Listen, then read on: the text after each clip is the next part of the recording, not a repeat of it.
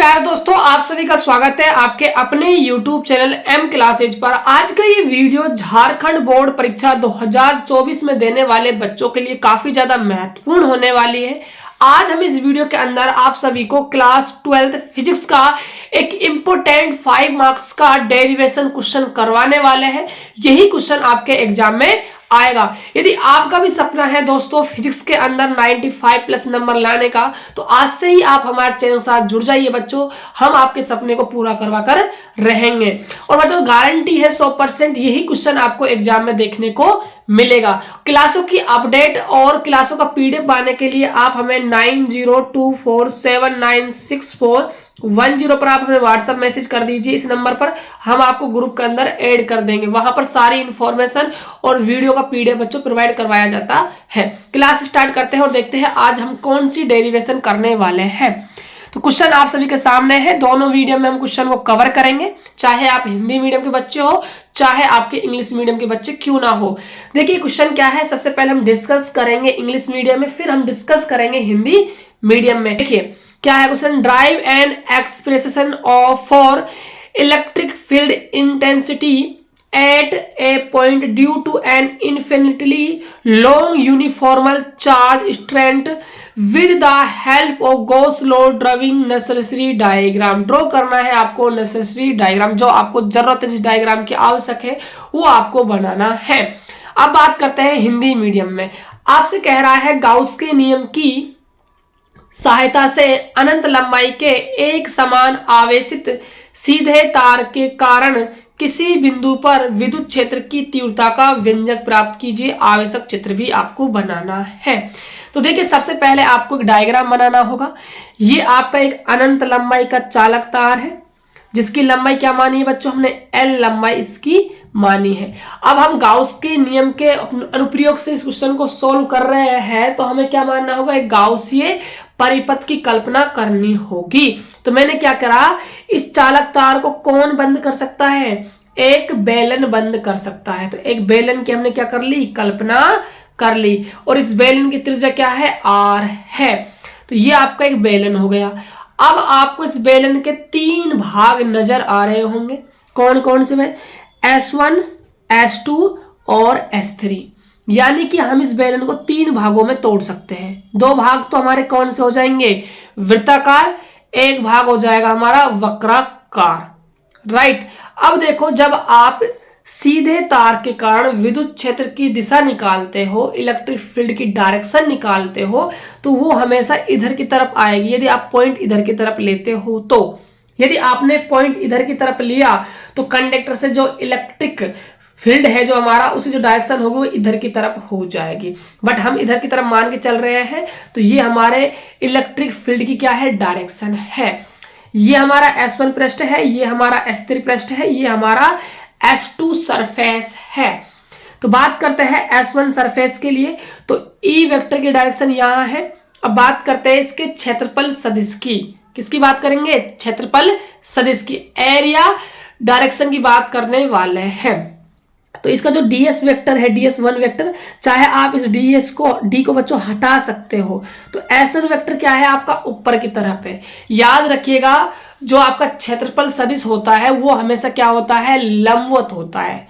या तो अंदर की ओर होगा या फिर आपका बाहर की ओर होगा। यदि आपका बेलन इस टाइप से है, देखिए मेरे हाथ को देखिए, इस टाइप से आपका बेलन है, तो इसके कारण जो आपका S1 वेक्टर होगा वो कहाँ होने वाला है, ऊपर की तरफ होने वाला है। इसीलिए आपका S1 ऊपर की तरफ है और जो आपका S2 है वेक्टर वो आपका नीचे की तरफ है। जो आपका S3 है वो आपका इधर की तरफ है। ये आपको समझना होगा। अब देखिए हम बात करेंगे जब गाउस के नियम की, तो वहां पर जो एंगल होता है वो S और E के बीच में होता है, यानी क्षेत्रफल सदिश और विद्युत क्षेत्र की तीव्रता के बीच में होता है। यहाँ आप देख रहे हो एक S1 वेक्टर उधर की तरफ है, E वेक्टर आपका इधर है, एंगल बन रहा है 90 डिग्री। यहां आप देखोगे E वेक्टर और S3 वेक्टर एक ही डायरेक्शन में है, तो एंगल बन रहा है 0 डिग्री। यहां आप देखोगे S2 आपका नीचे है, E वेक्टर इधर है, एंगल बन रहा है आपका 90 डिग्री। कुछ बच्चों मैंने थ्योरी लिख रखी है, आप इसको भी डिस्कस कर सकते हो। देखिए हमें L लंबाई के चालक तार के लिए R त्रिज्या का एक बेलनाकार गाउसीय पृष्ठ की कल्पना करते हैं। हमने बेलनाकार आकृति 3 भागों S1, S2 तथा S3 में विभाजित कर दिया गया है। जी हाँ, आप देख सकते हो डायग्राम में विभाजित हमने कर दिया है। अब आगे हमने एंगल की बात कर ली। जैसे कि आपको दिख ही रहा होगा, S1 पृष्ठ के लिए E वेक्टर तथा DS वेक्टर क्या है, परस्पर लंबवत है। तो एंगल कितना बन गया यहाँ पर, 90 डिग्री बन गया। इसको आप 1 भी कह सकते हो। S2 की आप बात करते हो तो यहाँ भी एंगल क्या है आपका, 90 डिग्री है। सेम लैंग्वेज यहाँ पर लिखी जाती, इसलिए मैंने यहाँ पर डॉट डॉट से इसको प्रेजेंट कर दिया है। बात करते हैं S3 के लिए। पृष्ठ के लिए E वेक्टर तथा DS वेक्टर परस्पर क्या है, एक ही दिशा में है। एक ही दिशा में है तो एंगल कितना बन गया, 0 डिग्री। अब हमने क्या किया, गाउस का नियम लगा दिया। गाउस का नियम होता है बच्चों, close integration E vector dot DS vector बराबर में सिग्मा क्यू अपॉन में एप्सिलॉन नोट। ये तो है बंद पृष्ठ के लिए, लेकिन हमने इस बेलन को 3 भागों में तोड़ा, यानी कि ये क्या है आपका खुल गया। तो कौन कौन से भाग है, S1 भाग, S2 भाग, S3 भाग। और जो आवेश है आपका, वो कितना आवेश फैला हुआ है इस पर, कैपिटल क्यू आवेश हमने मान रखा है। तो यहां पर आपका कैपिटल क्यू आवेश आ जाएगा। अब देखिए, जब हम इस डॉट को हटाते हैं तो क्या आएगा भाई, कोस आता है। याद है ना सभी को, क्रॉस को हटाते हैं तो साइन आता है, ठीक है। तो यहां भी कोस, यहां भी कोस, यहां भी कोस।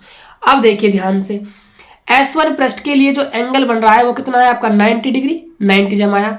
S2 सरफेस के लिए कितना एंगल बन रहा है वहां पर, 90, 90 जमाया।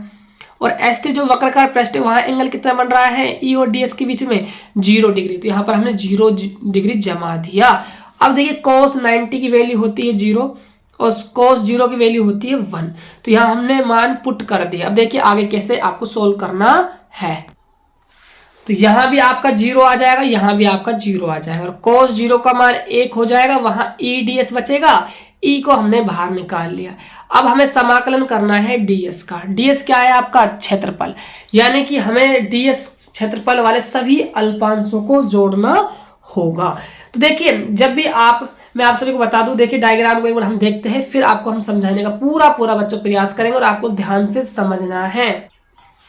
देखिए ये आपका अल्पांश है, ठीक है।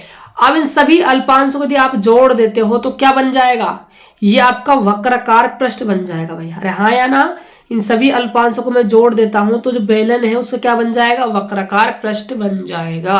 तो हमें इस वक्राकार पृष्ठ का क्या करना है, समाकलन करना है। समाकलन जो करता है हमेशा वो जोड़ने का काम करता है, यानी कि हमें सभी अल्पांशों को जोड़ना है। यदि हम इन सभी अल्पांशों को जोड़ेंगे तो बेलन का क्या बन जाएगा, वक्राकार पृष्ठ बन जाएगा, यानी कि हमें वक्राकार पृष्ठीय क्षेत्रफल लिखना हो।